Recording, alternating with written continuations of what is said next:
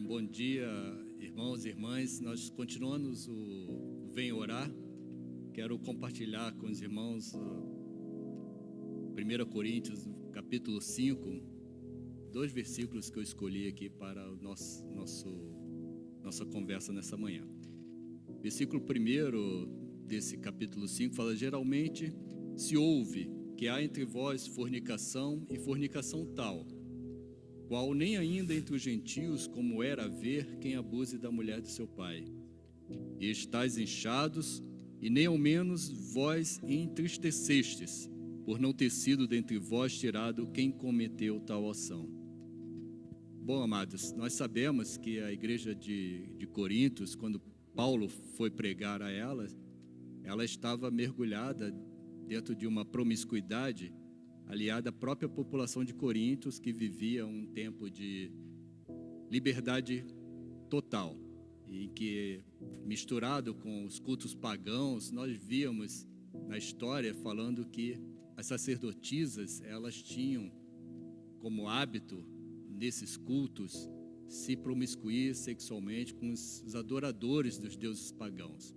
E essa conduta, ela acabou sendo trazida pelos novos cristãos ali em Corintos.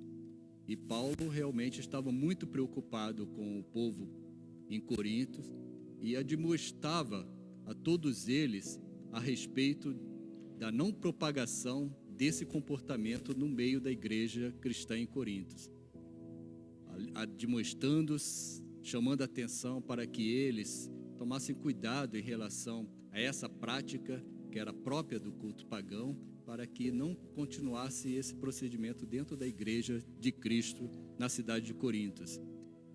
A fornicação, o adultério, a prostituição, que era tão comum ali em Corintos, não podia se perpetuar, não podia se permanecer no seio da igreja de Cristo naquela cidade. E Paulo então admoesta para que a essas pessoas que tenham tais práticas, que elas não permaneçam nessa prática.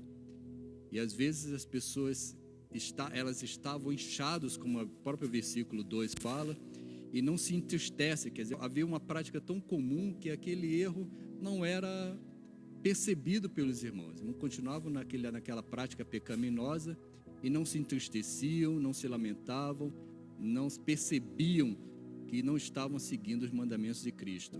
Paulo assim então admoeste para que tais práticas não possam ser continuadas.